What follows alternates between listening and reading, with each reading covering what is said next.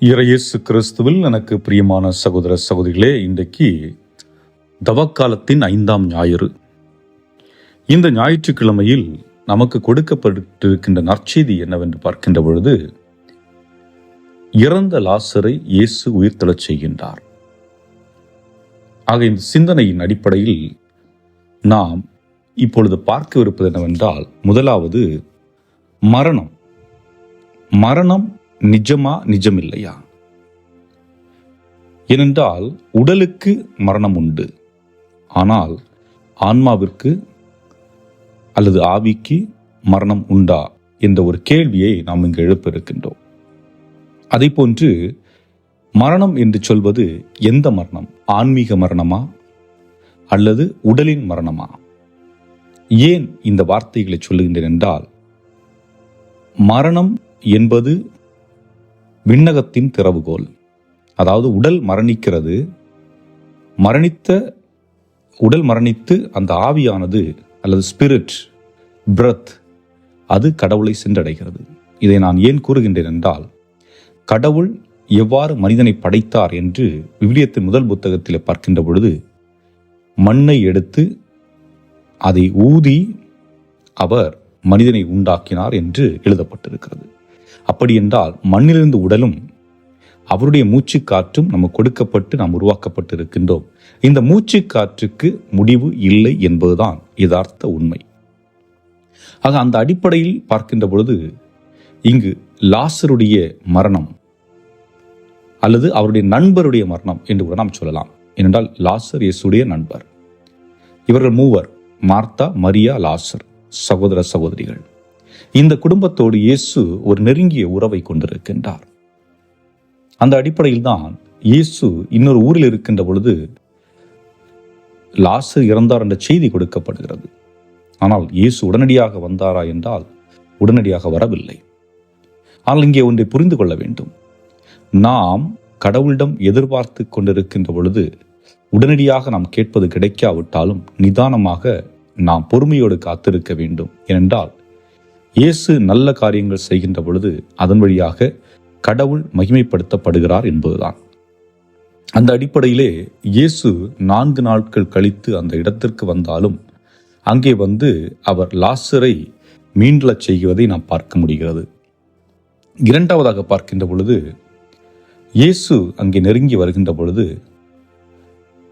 மார்த்தாவும் மரியாவும் சொல்லக்கூடிய வார்த்தை, ஆண்டவரே, நீர் இங்கே இருந்திருந்தால் என் சகோதரன் இறந்திருக்க மாட்டான். நீர் இங்கே இருந்திருந்தால் என் சகோதரன் இறந்திருக்க மாட்டான். இந்த வார்த்தையை நாம் நம்முடைய வாழ்க்கையிலும் சிந்தித்து பார்க்க வேண்டும். ஏனென்றால் நாம் அன்றாடம் நம்முடைய குடும்பத்திலே பல மரணங்கள் நிகழ்ந்து கொண்டிருக்கிறது. மரணம் என்பது ஒருவன் இயலாமையில் இருப்பது கூட மரணம்தான். ஒருவனால் செய்ய முடியாமல் இருப்பது. எடுத்துக்காட்டிற்கு என்று பார்க்கின்ற பொழுது, ஒரு குடும்பம் இருக்கிறது. அந்த குடும்பத்திலே கணவன் மனைவி உறவு சிதைக்கப்பட்டிருக்கிறது என்றால் அங்கே உறவு மரணமடைந்து கொண்டிருக்கிறது.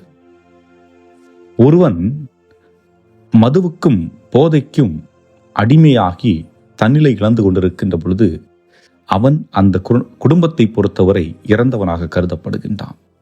ஏனென்றால் உயிரோட்டத்துடன் அவன் அங்கே செயல்படுவதில்லை. இப்படியாக பல மரணங்களை நாம் அன்றாட வாழ்வில் நாம் பார்த்து கொண்டிருக்கின்றோம். அந்த அடிப்படையில் தான் இந்த வார்த்தை உச்சரிக்கப்படுகின்றது. ஆண்டவரே, நீர் இங்கே இருந்திருந்தால், ஆக ஆண்டவரே, நீர் என்னுடைய வாழ்வில் இருந்திருந்தால் நான் இது போன்ற தவறுகள் இழைத்திருக்க மாட்டேன். ஆண்டவரே, நீர் என்னோடு இருந்திருந்தால் நான் மதுவுக்கு அடிமையாகி இருக்க மாட்டேன். ஆண்டவரே, நீர் என்னோடு இருந்திருந்தால் அல்லது எங்களோடு இருந்திருந்தால் எங்கள் குடும்பம் சிதைக்கப்பட்டிருக்காது. நாங்கள் உருவற்று மீண்டும் புத்துயிர் பெற்றிருப்போம். இப்பொழுது கூட காலம் தாழ்ந்து விடவில்லை.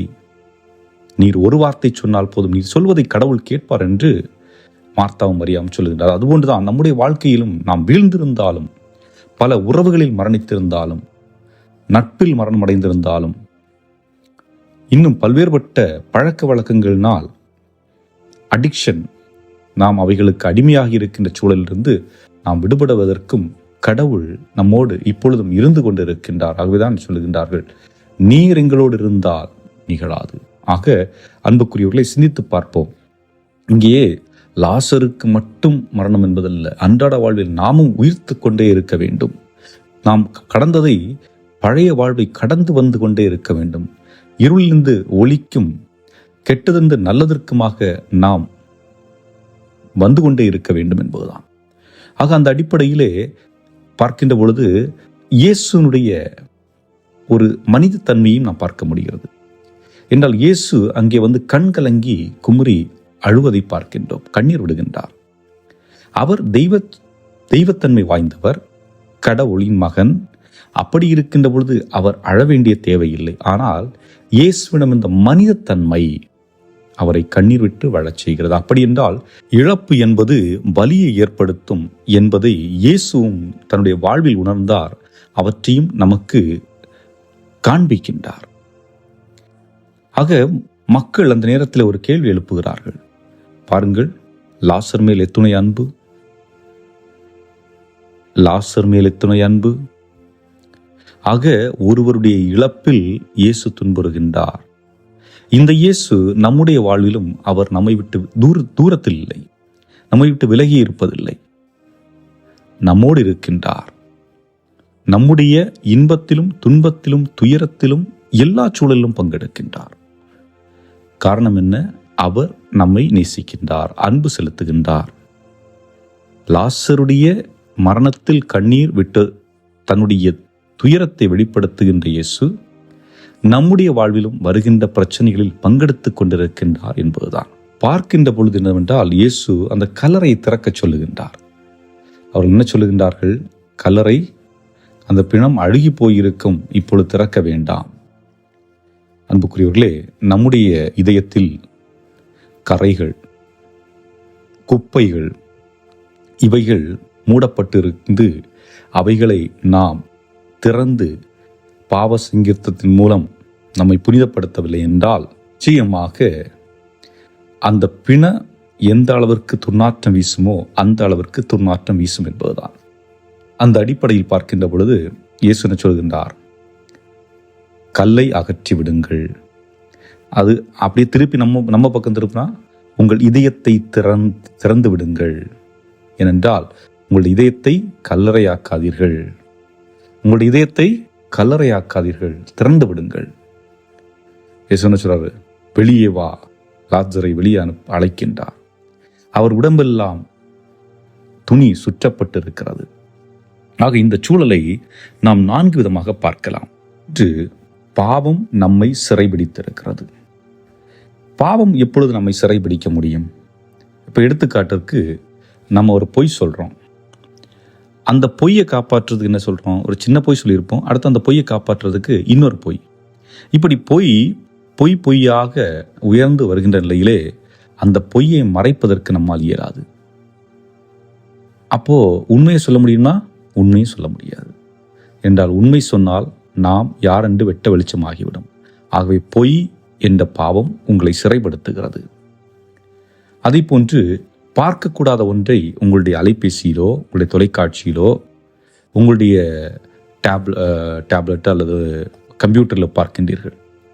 ஒரு முறை பார்த்து விட்டீர்கள், வெளியே வந்து விட்டீர்கள் என்றால் பிரச்சனை இல்லை. ஆனால் பார்த்து விட்டதை மீண்டும் பார்க்க வேண்டும் என்று எண்ணி அதற்கு நீங்கள் அடிமையாகின்ற பொழுது, அது பொதுவான அரசியலை அறிந்து கொள்வதும் நல்லது. ஆனால் தனிப்பட்ட ஒரு அரசியலை புரிந்து கொண்டு மற்றவைகளை நிராகரிப்பதும் இதில் அடங்கும். ஏனென்றால் நான் ஒற்றை பார்வையோடு பார்க்கின்ற பொழுது அதற்கு நான் அடிமையாகின்ற ஒரு சூழல். இதே போன்று குடும்பம் என்று எடுத்துக்கொள்ளுகின்ற பொழுது ஒருவருடைய பழக்க வழக்கம், அதிகமாக அலைபேசியை பார்க்கின்றவருடைய பழக்க வழக்கத்தினால் உறவில் பிரச்சனைகள் ஏற்படும். கணவன் மனைவி பிரச்சனை, பெற்றோர் பிள்ளைகள் பிரச்சனை என்பது போல் ஏற்படும். ஆகவே ஏதாவது ஒன்றிற்கு நீங்கள் அடிமையாகின்ற பொழுது அங்கே என்ன நிகழ்கிறது என்றால் உறவில் பிரச்சனை ஏற்படுகிறது. ஆக பாவம் நம்மை சிதைக்கிறது. இரண்டாவதாக பார்க்கின்ற பொழுது பயம் நம்மை ஊனமுற்றதாக்குறது. இப்போ பயம் எப்படி நம்மளை ஊனமுற்றதாக்க முடியும்? திறமையான மனிதர்கள் நிறைய இருப்பாங்க. ஆனால் அந்த திறமையான மனிதர்கள்ட்ட ஏதாவது வேலைக்கு நீங்கள் அப்ளை பண்ணுங்க அப்படின்னு சொன்னதுன்னா, அதெல்லாம் இப்போ வேண்டாம், பார்த்துக்கலாம். ஏனென்றால் அவர்களுக்கு பயம். ஒருவேளை நான் பதிவு செய்த பின்பு ஏற்றுக்கொள்ளப்படவில்லை என்றால், அந்த வேலை எனக்கு கிடைக்கவில்லை என்றால் என்ற ஒரு பயத்திலே அவர்கள் செய்வதில்லை. அதை போன்று நமக்கு முன்பாக பல தவறுகள் நிகழும். அதை பார்த்து கொண்டே இருப்போம். நடப்பது தவறு என்று தெரியும், தட்டி கேட்பதற்கு மனம் இருக்காது. ஆக இப்படிப்பட்ட சூழலிலே பயம் நிறைந்தவர்களாக இருக்கு. அதாவது பயம் தேவை, சில இடங்கள் தேவை, வாழ்வில் முன்னேற்றத்திற்கான சிறிய பயங்கள் தேவை. ஆனால் பயமே வாழ்க்கையானால் நரகமாகிவிடும். ஆகவே பயம் நம்மை ஊனமுற்றவர்களாக மாற்றிக்கொண்டிருக்கிறது. காரணம் என்ன? அந்த பயத்திற்கு நாம் அடிமையாகின்ற பொழுது உண்மைக்கு நாம் சான்று பகர முடிவதில்லை. இதை நான் என்ன சொல்லுகின்றேன் என்றால், எப்படி அந்த லாசரை சுற்றி கட்டப்பட்டு இருக்கின்றதோ அந்த கட்டுக்களோடு அவன் இருந்தால் வாழ முடியாது. அதுபோன்றுதான் அந்த பாவம் என்ற ஒரு கட்டு, பயம் என்ற ஒரு கட்டு. மூன்றாவதாக பார்க்கின்ற பொழுது, தப்பித்து கொள்ள முடியாத பழக்க வழக்கங்களினால் உள்ள பாதிப்புகள். அதாவது மூட பழக்க வழக்கங்களாக இருக்கலாம், அல்லது ஏதாவது ஒரு ஹேபிட் அப்படின்னு வச்சுக்கலாம். ஏதாவது ஒன்று இருக்கும். அப்போ நம்ம என்ன சொல்லுவோம்? This is just who I ஆம். இது நான் தான், என்னெல்லாம் மாற்றிக்க முடியாது. ஏன்னா சிலர்கிட்ட பேசும்போது சொல்லுவாங்க, எப்போ பார்த்தாலும் கோவப்படுவாங்க, இல்லை ஏதாவது ஒன்று சொல்லுவாங்க. அப்புறம் உணர்ந்து விடுவாங்க. அந்த கோபப்படுறதை வந்துட்டு அவங்க உணர்ந்தாலும் மீண்டும் தொடர்ந்து கோவப்படுவாங்க. அல்லது ஏதாவது ஒரு செயல் அவங்கள்ட்ட இருந்துட்டு இருக்கும். நான் சின்ன வயசுலேருந்து இப்படி தான் செஞ்சுட்டு இருக்கிறேன், என்னெல்லாம் மாற்றிக்க முடியாது அப்படின்னு சொல்லிட்டு மீண்டும் அந்த முயற்சி செய்யாமலே தன்னை அந்த பழக்கத்திற்கு உரியவர்களாக மாற்றுவது. அப்புறம் ப்ரோக்ராஸ்டினேஷன், அப்புறம் செய்யலாம், அப்புறம் பார்த்துக்கலாம், அப்புறம் என்று தள்ளி போடுகின்ற பொழுது அது பெரிய ஒரு வேலையாக அல்லது பெரிய ஒரு செயலை செய்ய வேண்டிய சூழல் வருகின்ற பொழுது அங்கே மன அழுத்தங்களும் குற்ற உணர்வுகளும் ஏற்படுகிறது. அதுபோன்று அடிமைத்தனம், இந்த ஃபோனுக்கு அடிமையாகிறது, கேம் விளையாடுறதுக்கு அடிமையாகிறது, அல்லது முன்னாடி சொன்ன மாதிரி மது, போதை இவைகளுக்கு அடிமையாகிறது, சமூக ஊடகங்களுக்கு அடிமையாகிறது. இப்படி ஏதாவது ஒன்றில் அடிமையாயிட்டு அவங்களால வர முயற்சி பண்ணவே முடியாது. ஏன்னா பல முறை முயற்சி செய்திருப்பாங்க, முயற்சி வெற்றி பெற்றிருக்காது. ஆகவே இனி முயற்சி செஞ்ச பிரயோஜனம் அப்படின்னு சொல்லிட்டு இதுதான் நாம அப்படின்னு சொல்லிட்டு தங்களையே சிறைப்படுத்துகின்ற ஒரு சூழல். நான்காவது பார்க்கின்ற பொழுது, எதுவுமே மாறவே மாறாது என்ற அவநம்பிக்கை கொண்டிருப்பது. அதாவது தங்களுடைய வாழ்க்கையில் பல முயற்சிகள் செய்திருப்பார்கள், ஆனால் நடந்திருக்காது. அப்போ என்ன பண்ணுவாங்கன்னா, எது நிகழ்ந்தாலும் வந்துட்டு நமக்கு ஃபெயிலியர் தான், ஃபினான்ஷியலாக ஃபெயிலியரு, எக்ஸாமு ஃபெயிலியரு, எது நடந்தாலும் ஃபெயிலியரு, அப்போ நம்ம ஃபெயிலியர் ஆனாலும் தான் அப்படிங்கிற மாதிரி அவங்க மனதை செட் பண்ணிடுவாங்க. ஸோ எது நிகழ்ந்தாலும் நான் இதற்கு சரிப்பட்டு வரமாட்டேன் அப்படிங்கிற அந்த தன்னை சுற்றி உள்ள ஒரு கயிறை கட்டி வைத்திருப்பார்கள். ஆகவே இயேசு சொல்லுகின்றார் லாசரை பார்த்து, வெளியே வா. இந்த வெளியே வா என்று சொல்லுகின்ற வார்த்தை, ஒன்று உன்னுடைய குற்றத்தை விட்டு வெளியே வா, உன்னுடைய பயத்தை விட்டு வெளியே வா, உன்னுடைய அவநம்பிக்கையை விட்டு வெளியே வா. ஆக இந்த வார்த்தைகளை இயேசு உங்களை பார்த்தும் என்னை பார்த்தும் சொல்லுகின்றார்.